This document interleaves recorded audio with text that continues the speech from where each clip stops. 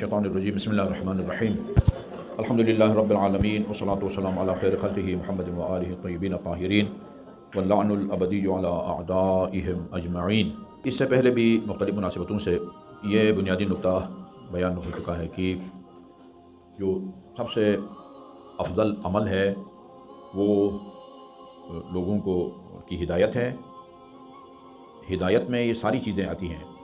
लोगों के अक़ाइद ख़राब हों तो उनके अक़ाइद ठीक करें, लोगों को उनके इबादत का तरीक़ा नहीं आता उनकी इबादत की इस्लाह करें, लोगों को उनके मामलात ख़रीद फ़रोख्त निकाह वग़ैरह इसके मालूमात लोगों के पास नहीं हैं तो ये मालूमात दें। ये सब हिदायत है। और बदतरीन सबसे बुरा अमल या सबसे बड़ा गुनाह जो अगरचे अल्लाह ताला ने फरमाया इन्नल्लाहा यग़फ़िरुद्दुनूब जमीआ, अल्लाह ताला तमाम तुम्हारे गुनाहों को बख्श देगा या बख्श देता है, लेकिन बाद औक़ात एक गुनाह वो नाकाबिल बख्शिश हो जाता है। यानी क्योंकि तौबा के नतीजे में अल्लाह ताला गुनाह को बख्शता है, बाद औक़ात गुनाह वो शक्ल इख्तियार करती है जहाँ तौबा की भी गुंजाइश नहीं होती। वो गुनाह जो बाद औक़ात जिससे तौबा की भी गुंजाइश नहीं होती वो किसी को गुमराह करना है। ख़तरनाक तरीन जो गुनाह है वो किसी को गुमराह करना है।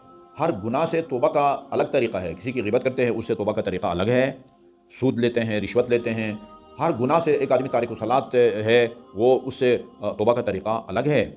अगर किसी ने किसी को गुमराह किया है, एक आदमी को, दो आदमी को, 10 आदमी को, 1000, आज के दौर में एक आदमी की गुफ्तगू से लाखों लोग बैक वक्त गुमराह हो सकते हैं।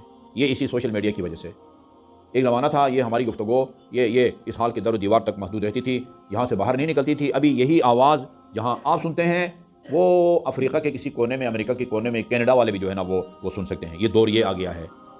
यानी अगर आपकी बातें ठीक हैं, यानी लोगों के लिए काबिल हिदायत हैं, तो आपके सामीन जितने ज़्यादा होंगे उतना आपका फ़ायदा होगा। और अगर खुदा न खासा आपकी गुफ्तगू गलत है, गुमराहकुन है, तो आपके सामीन जितने ज़्यादा होंगे उतना ही आपका नुकसान है। इधर हो सकता है दुनिया में बहुत पैसा मिले आपको, एक मजलिस के 2-2 लाख, 2.5 लाख के जो है ना वो लेते हैं। एक जाकिर के बारे में कहते हैं 3 जगह उसने पढ़ा है 35 लाख में। फ़ायदा उसका बहुत होगा। 35,000 में क्या है, 3,000 में 35 कितना होता है? ये बैंक बैलेंस तो ठीक है बन जाएगा, लेकिन ये आखिरत की वो बाद औक़ात बर्बादी का सबब बनता है। ये नोट कर लें कि अगर आपकी गुफ्तगू सही है, कुरान और अहले बैत के फरमान के मुताबिक है, तो जितना मजमा ज़्यादा होगा उतना आपका फ़ायदा होगा। अगर गुफ्तगू गलत है, गुमराहकुन है, मजमा या सामीन दुनिया के कोने कोने में वो जितने ज़्यादा होंगे उतना ही आपका वो ज़्यादा नुकसान होगा।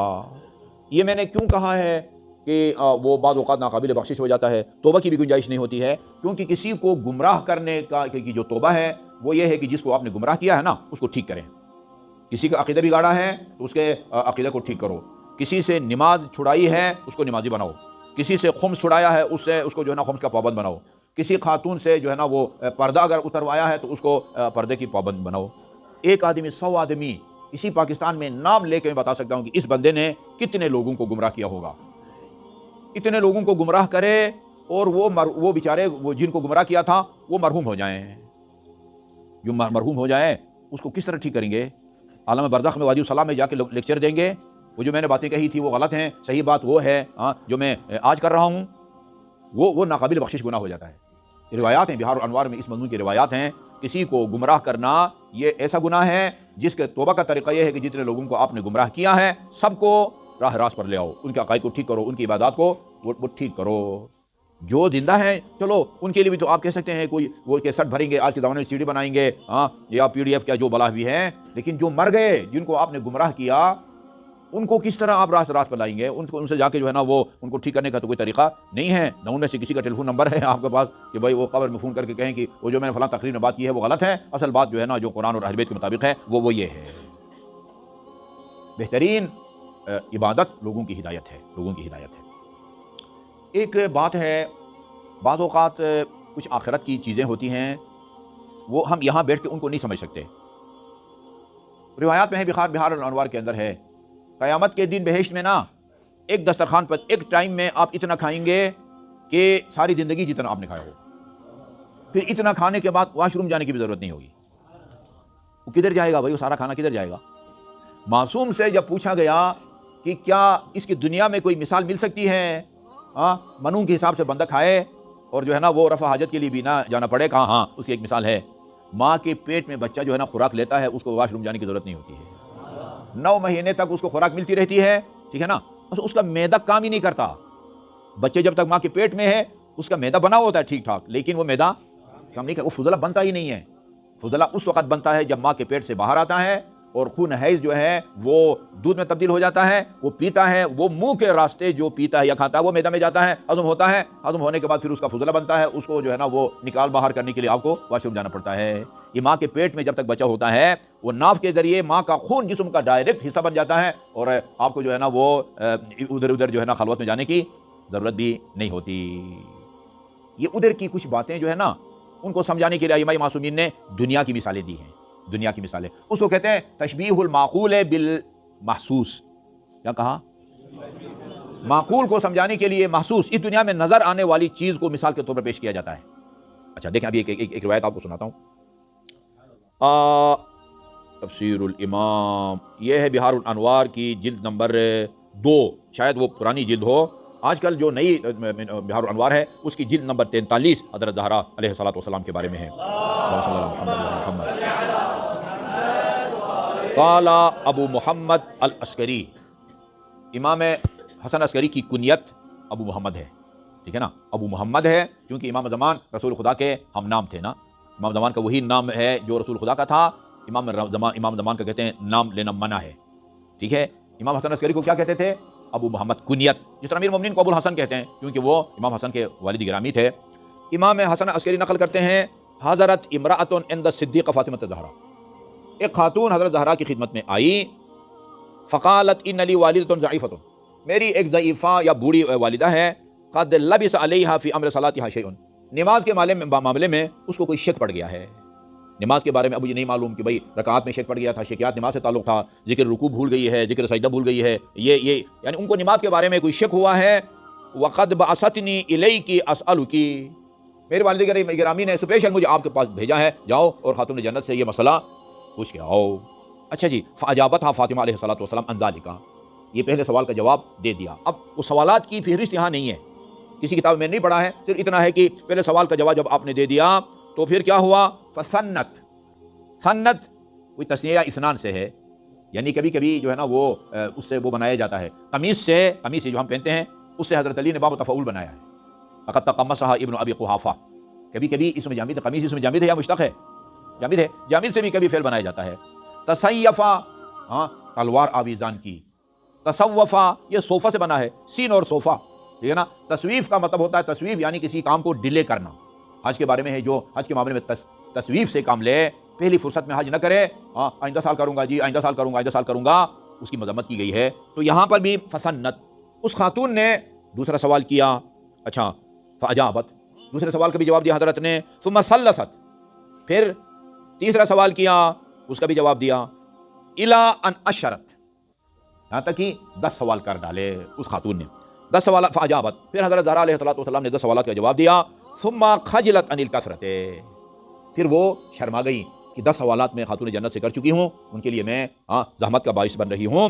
اچھا, ثم قالت لا اشق علیک یا ابنۃ رسول اللہ, تو خیر پیغمبر میں آپ کو اس سے زیادہ زحمت نہیں دینا چاہتی, میں نے آپ کو بہت زحمت دی, کھڑے کھڑے 10 سوال میں نے کر ڈالے ہیں. قالت فاطمہ, حضرت زہرا نے فرمایا ہاتی وسلی اما بدا لکی, ہاں تم پریشان ہونے کی ضرورت نہیں ہے, جتنے بھی سوالات ہیں ٹھیک ہے نا, بغیر کسی جھجک کے وہ کرو. ما بدا لک, جو سوال تمہارے ذہن میں آتا ہے وہ کرو. یہ ایسے ہی ہے جیسے حضرت علی فرماتے تھے نا, سلونی سلونی قبل ان تفقدونی, سلی ما بدا لک, سل ما بدا لک, یا سلی, مخاطب مرد ہو تو سل کہتے ہیں نا, خاتون ہو تو سلی, کیونکہ خاتون تھی. سلی ما بدا لکی, جو سوال بھی تیرے ذہن میں آتا ہے وہ کرو. ارأیتی من اکتری یوما یصعد الی سطح بحمل ثقیل وکراہ 100,000 دینار. اچھا یہ بتاؤ, اگر کسی سے کام لیا جائے, کسی مزدور کو بلایا جائے اور اسے کہا جائے یہ 15 کلو یا 20 کلو کا سامان ہے, آٹا ہے, چاول ہے, پھل ہے, اس کو اوپر جو ہے نا چھت تک پہنچاؤ اور 1,00,000 روپیہ اس کی تمہیں ہم مزدوری دیں گے. جبکہ اتنا سامان لے جانے کا عام طور پر 100 روپیہ, 200 روپیہ, 200-300 روپیہ ہے. اس کو کہا جائے اکتوریہ, اکتوریہ کرایہ پر لینے کو کہتے ہیں, کسی کو آپ کرایہ پر لے لیں مزدور کو, اور اسے کہیں کہ یسد بحمل ثقیل، کوئی بھاری وزنی سامان ہے ان کو چھت تک پہنچائے اور ہم اس کو تمہیں جو ہے نا 100,000 100,000 کا کتنا ہوتا ہے 1,00,000 1,00,000 جو ہے نا پاکستانی دیں گے، امریکہ میں ہے تو دینار دیں گے جی، یثقل علیہ ہے، یہ مزدور اس کو اپنے لیے بوجھ محسوس کرے گا؟ قالت لا، نہیں محسوس نہیں کرے گا. فقالت اکتریت انا، اچھا مجھے بھی یوں سمجھو کہ تم نے جو ہے نا وہ کرایہ پر لیا ہوا ہے، میں مزدوری کر رہی ہوں. لکل مسئلۃ باکثر من ملء ما بین الثری الی العرش لؤلؤا، مجھے ایک فقہی سوال کے جواب کا اتنا اجر ملے گا جتنا زمین سے آسمان تک موتیوں کی ڈھیر لگی ہوئی ہو تو اس کی قیمت بنتی ہے. تقریباً سب نے اس روایت کو لکھا ہے. یا اکتریت ما بین الثری یعنی زمین، یا الی العرش، یہ تصور کرو نا بھئی، یہ موتی قیمتی موتیوں کی ڈھیر ہو اور وہ اس کی اونچائی کہاں تک ہو؟ فرش سے عرش تک، زمین سے آسمان تک. ایک ایک سوال کے جواب کا مجھے اتنا اجر ملتا ہے. ایسا نہیں کہ اگر خاتون جنت جواب دے تو اس کو ملے، آپ جواب دے تو آپ کو نہ ملے. یہ سنت الہی ہے، اللہ کی کسی سے جو ہے نا کوئی پارٹی بازی نہیں ہے. ایسے نہیں کہ اللہ تعالیٰ کی ایک پارٹی ہے، پنجتن پاک جو ہے وہ اس پارٹی کے ایک صدر ہے، ایک جنرل سیکرٹری ہے، نہیں. کوئی بھی ان اکرمکم عند اللہ، کس خدا سے کسی رشتہ داری کی وجہ سے یہ ہستیاں معصوم یا امام نہیں بنی ہے، ٹھیک ہے نا، اپنے تقوی ایمان کی وجہ سے یہ خدا کی مقرب جو ہے نا وہ بنی ہے. اچھا جی، عرش لؤلؤا فاحرا ان لا یثقل علیہ، یعنی ایک آدمی کہ جس کو چھت تک سامان پہنچانے کا 1,00,000 روپے دیا جائے اس کو اپنے لیے بوجھ نہیں سمجھتا. مجھے تو تیرے سوالات کا جواب دیتے ہوئے بطریق اولا بوجھ نہیں سمجھنا چاہیے، بطریق اولا مجھے بوجھ نہیں سمجھنا چاہیے. جی ہاں، ان علماء شیعتنا، ہماری شیعہ کے جو علماء ہیں یہ آپ ہی لوگ ہیں، ان کو کوئی سینگ نہیں ہوتے نا. ہمارے شیعوں کے شیعہ علماء کرام جو ہیں یحشرون، روز قیامت وہ محشور ہوں گے، اللہ کی بارگاہ میں کو لایا جائے گا. فیخلق علیہم من خلع الکرامت علی کثرت علومہم وجدہم فی ارشاد عباد اللہ، ان کو اپنے علم کی کثرت اور لوگوں کی ہدایت اور رہنمائی کے مطابق وہاں ان کو لباس سے فاخرہ، خلعت یعنی انتہائی قیمتی لباس جو ہے نا وہ ان کو وہ پہنایا جائے گا. حتی یخلع علی الواحد منہم الف حلۃ من نور، ایک عالم دین جس نے لوگوں کی ہدایت کی ہو، الف 1000 ضرب 1000 کتنا ہوتا ہے؟